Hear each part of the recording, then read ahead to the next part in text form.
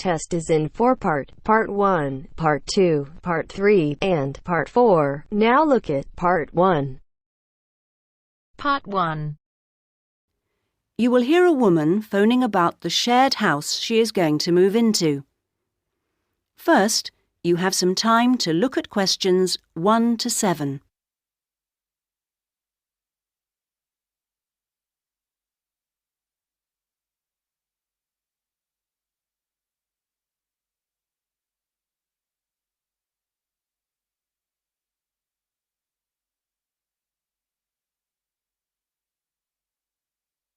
You should answer the questions as you listen, because you will not hear the recording a second time. Listen carefully to the first part of the conversation and answer questions 1 to 7. Hello? Hello, this is Hilary. I'm calling about the house. I'm moving in next week. Oh, yes, Hilary. This is Judith. I met you when you came to look at the house. Yes, I just had a few more questions I wanted to ask. Of course. Well, first, about the rent. I realise I didn't check what it included. Yes, that's important. It includes most things.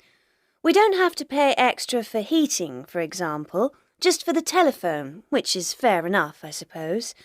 Local taxes are part of the rent, so that's not a worry. That's fine. Then I remember I should have sent my letter of reference to the landlord by now, but I haven't got his address. Yes, you should get that off right away. Address it to Mr. Crawley. He's at 14 King Street. Is that in Exford? Yes. And then you'll need to put the postcode, of course. It's AP12 7QT. Got that, thanks. I also realise I don't know exactly what the house has in the way of equipment. Is there a microwave, for example? There isn't. None of us feels the need. Oh, fine. I'm sure I can do without one too. What about a hairdryer? Maybe you should bring one, if you need one. I'll buy one, yes. And TV? Oh, yes. We've got 2, in fact. Was there anything else? I just wondered if there were any rules. Not really. We share the cleaning, things like that. We do have to be careful about loud music. Yes. So we've agreed that there shouldn't be any loud music after 9, and that we don't play music at all in the living room after 10. Up to 11 in your own room's okay, as long as it's not too noisy. That sounds good. And is there somewhere safe I can keep my bike? That's difficult. To be honest, lots do get stolen round here. We haven't got a garage, so we tend to park ours in the garden so that they're hidden from the street. OK. Now, I hope you like cooking. Yes, I do. Do you all have shared meals? Not very often, actually. But when the weather's good in the summer, we like to have a barbecue together, which we do each Wednesday. We tend to go out at weekends. Sounds fun. Before you hear the rest of the conversation, you have some time to look at questions 8 to 10.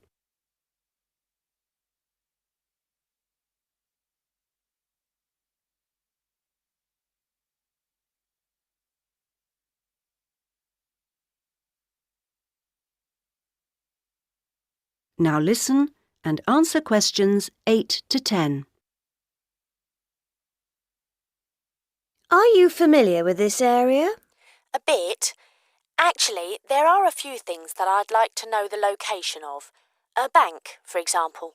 Yes, there's one quite close. You just go up to the junction near the house, the one where 4 roads meet, and go straight ahead and then take the second left. It's a little way down there on the left-hand side. That's convenient. Another thing is that I'd like to check my emails quite often. I was wondering how far away an internet cafe was. Well, there are a couple, actually, but one's much cheaper than the other. The one I use is very handy.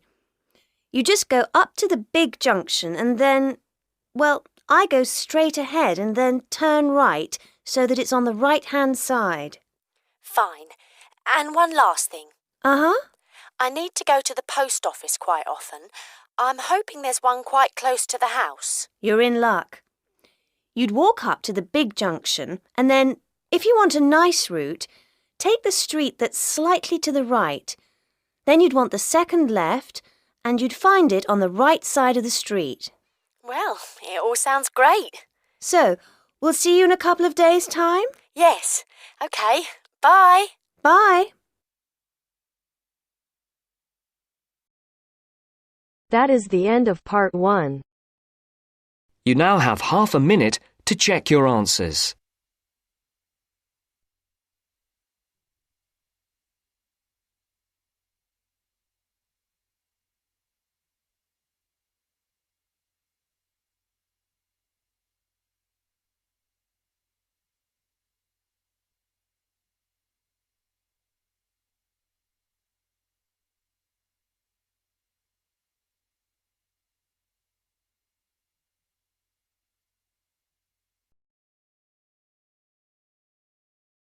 Now turns to part 2.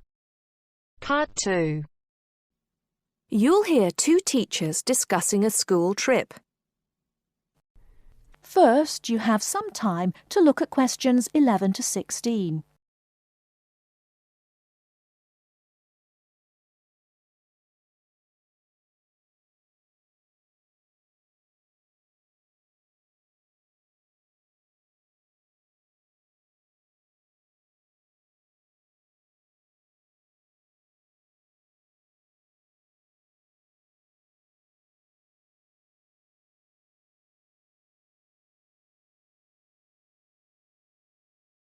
Now, listen carefully and answer questions 11 to 16. Oh, there you are, Paul. Do you have a few minutes? Can we think about this year's school trip? Hi, Jean. Yes, of course. Have you got any ideas? I've been looking through some information, and I've brought a few leaflets with me. Here you are. Okay, thanks. Just remind me when the trip is. Next Friday. We'll be leaving at 9 and be back here at around 4, so we've probably got time to visit a couple of places. Let's see. What leaflet have you got there? Central Gardens. Looks like a nice place. It's open from 9 until 6, so we could go there anytime we wanted, really. What about there in the morning and then somewhere else in the afternoon? Farmers Market would be an option first as well, at least until they close at 1. Or we could try Grey Castle. That should be possible in the morning or in the afternoon. Oh, hang on. That's at the weekend. The last admission is at noon on weekdays. Greenhall says the same thing. Queen's Park opens at 8, so we could go there first. Or, according to these times, we could go there on the way back to school, because they don't close the gates until sunset during the week. Okay, that gives us a few options. We went to Queen's Park a couple of years ago, didn't we? I seem to remember that the pupils really enjoyed it. It'd be nice to go somewhere new as well. I've seen groups from other schools going around Grey Castle. So have I. But then again, maybe we should play it safe and go to Green Hall. At least we've got experience of taking classes round there. Farmers Market is popular with other schools, though, so it must be interesting. It'd be good to go somewhere where someone can show the pupils around, explain things to them. I've been on a tour around the castle, and they do a really good job. I think they have guides at the hall, too, don't they? It says here that they used to, but don't anymore. You can get shown round Central Gardens, though. I think we'd have to do any explaining if we took the pupils to the market or the park. That wouldn't be a problem, though. No, and at least those two would be free, wouldn't they? I think all the others charge, and we'd have to get the parents to pay some money. I'm sure they wouldn't mind paying if it was a small amount. Let me check the leaflets. There's a special price for large groups at Grey Castle. Oh, but you can get into Central Gardens for nothing. Right. Oh, I've just thought of something. We wouldn't need to book anything if we were going to Queen's Park, but what about the other places? Central Gardens say you need to let them know if there are more than 10 people in your group, which would include us. The same at Grey Castle. Farmers Market says you can just turn up, and so does Green Hall. Right. Well, I suggest we take the pupils to Grey Castle for a tour in the morning. How does that sound? Yes, sounds good. We should contact them to book it as soon as possible.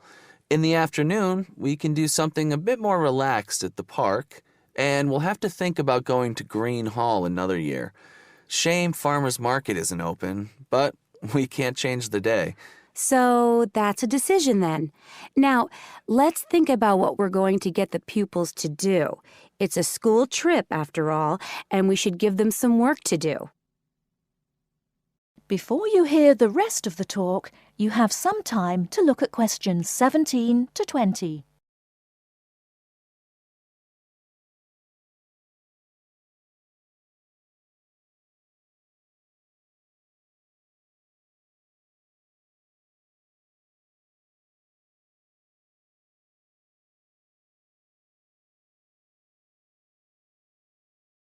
Now listen and answer questions 17 to 20. I think they should know something about the place before they go. That way they know what they're looking at, and they'll be able to write about it better when they get back. I'll put some information together to look at home and give them copies after the next lesson. Good idea. I'll write something for them to do as they're going round the place. We did a quiz last year, and that worked really well. I'll do the same kind of thing this time. Okay. Now, what about the travel arrangements? How are we getting there? What do you think? I remember one year Mrs. Jackson took her group by bus, and that was a complete nightmare. It's quite a long way, isn't it? We could hire a coach for the day, which is what we usually do, or there's the train. It's rush hour, though, isn't it? So it'll be really crowded. And it'll be more convenient for the rest of the day if we've got our own transport. Yes, we'll do that then. Anything else? Oh, we need to let the parents know what's happening. We could ask the office to call everyone. It would take too long with so many. I know when we send a letter home, there are always a few pupils who lose it, but not all the parents have email yet, so I don't think we have any choice, really. I'll write something and take it to the school office this afternoon. Right. I'll go and tell the pupils the good news.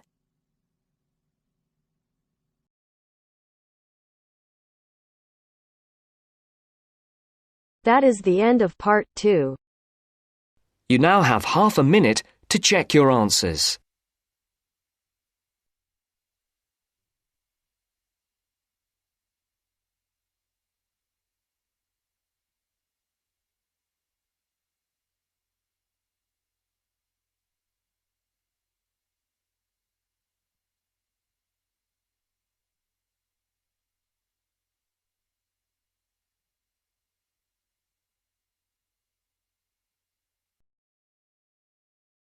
Now turns to part 3.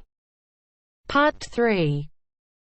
You will hear a discussion between a student, Aldo, and his supervisor, Dr. Hurst, about his research assignment.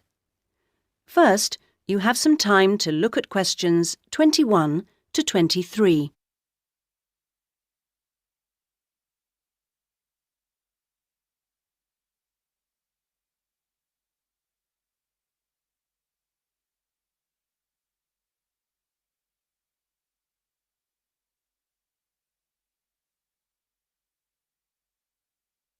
Now listen to the first part of the conversation and answer questions 21 to 23.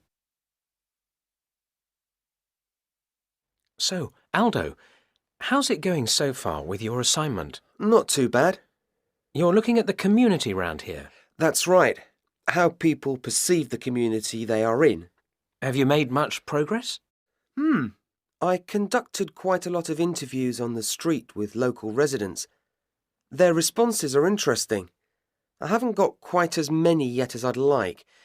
I had wondered if I'd have language problems, particularly with the different accents. I seem to have managed, though. Having to work in the open has made it harder, and with the cold weather there's been recently, people don't necessarily want to stop and talk like they do if it's nice and sunny. That's something I've had to deal with. Of course, some people are too busy to stop and talk, but that's okay. I see. So, have you formed a good overall picture of how people view the community? To an extent. I've certainly talked to plenty of older people. I guess they may have more time to talk. I still don't really have enough young mothers, though. I've managed to get enough older mothers and children through the schools. That's something I had been worried about. Well, that shouldn't be too hard. Now, how are you going to deal with all the data you've collected? That's the difficult part. I guess I need to run some analyses, but I'm rather unclear about what methods to use. You've told me you're confident about using computers, so you just need some input on choosing programs. You should attend a statistics seminar. They're held every Friday after the methodology seminars in room 105. That should help you to select an approach. Oh, good. I'll do that. Now you have some time to look at questions 24 to 30.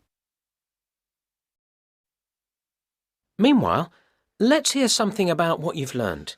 Yes, I talked to a number of residents. Good. I imagine they didn't always have the same opinions. Views were certainly quite mixed. Take sports facilities. In general, people seemed to think they weren't very good. There's no swimming pool in the area, for example. But at the same time, there's a new football training area. It looks very smart to me, but it doesn't seem to get used very much. People seem to prefer sitting around in the parks. They enjoy that, taking picnics and so on. Although they want the council to be more efficient at cleaning, there's a lot of litter. People are obviously very concerned about their children's learning. The general view seems to be that early schooling at primary level is of a good standard in the area, but that this standard declines as children move up through the system. The colleges were criticised in particular.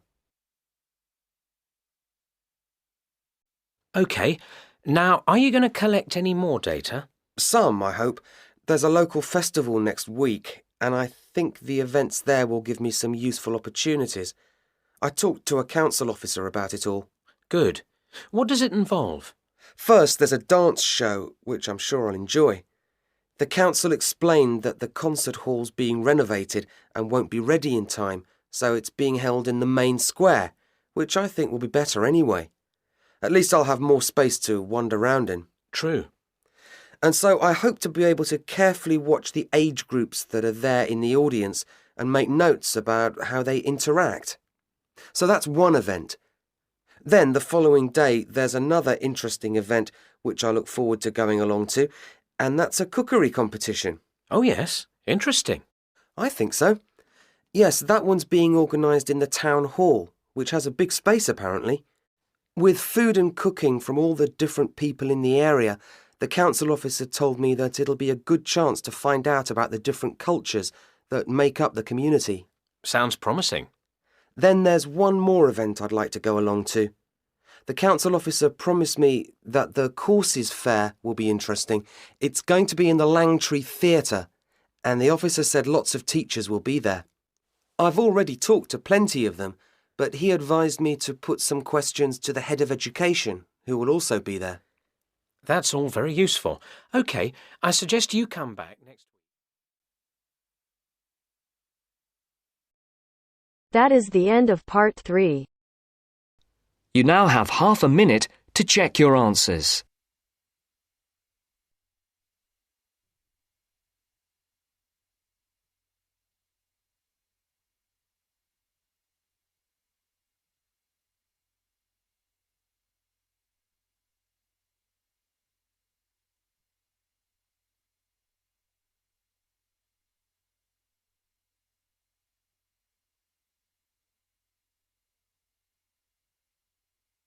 Now turns to part 4. Part 4. You will hear a historian giving a presentation about techniques to identify the origin of handwritten books from the Middle Ages. First, you have some time to look at questions 31 to 40.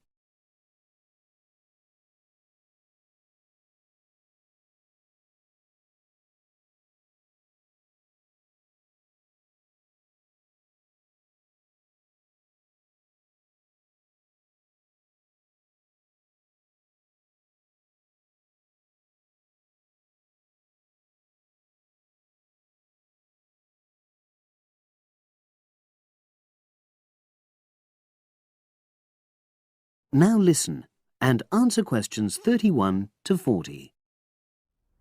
My presentation today is on how the science of genetics is being used to shed light on the origin of manuscripts, anything written by hand, produced in the medieval period, that is, the period between the 5th and 15th centuries AD.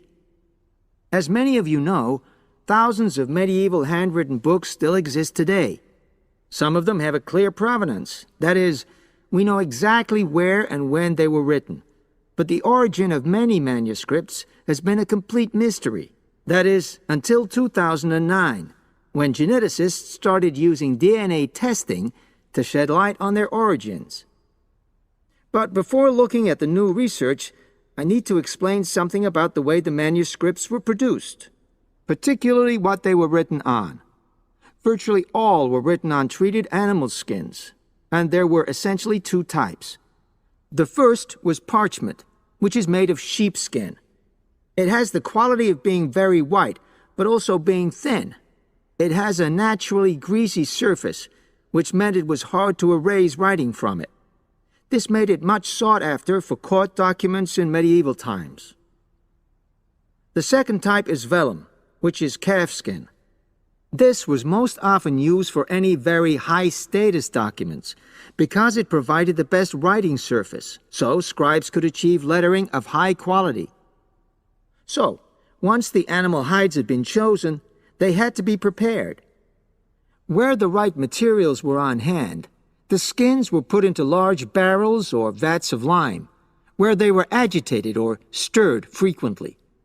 But if lime wasn't available, then the hides were buried.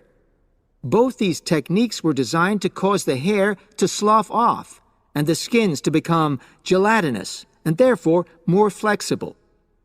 The next stage was to put the hides on stretcher frames and pull them very tight. While on the frame, they were scraped with a moon-shaped knife in order to create a uniform thickness. For parchment, that was the end of the process. But for vellum, there was an additional stage, where it was bleached in order to achieve the desired color.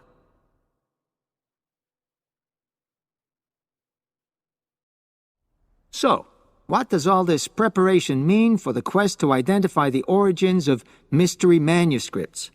Well, until recently, the only way historians and other academics were able to guess at origins was either through the analysis of the handwriting style or from the dialect in which the piece was written. But these techniques have proven unreliable for a number of reasons. It was thus decided to try to look at the problem from a different angle, to start from what is known, that is, the small number of manuscripts whose origins we do already know. Because these parchments and vellum are both made from animal hides, it was possible to subject them to DNA testing and to identify the genetic markers for the date and location of production. From this was created what is known as a baseline. The next stage was to test the mystery manuscripts, finding their DNA characteristics, and then making comparisons between the known and the mystery scripts. Genetic similarities and differences enabled the scientists to gain more information about the origins of the many manuscripts we had known virtually nothing about up to that point. Now you might ask, what are the potential uses of this new information? Well, obviously, it can shed light on the origin of individual books and manuscripts. But that's not all. It can also shed light on the evolution of the whole of the manuscript production industry in medieval times. And because that was such a thriving business, involving very large-scale movements right across the globe, The new data, in turn, help historians establish which trade routes were in operation during the whole millennium. Now, if anyone has any questions... That is the end of part 4. You now have half a minute to check your answers.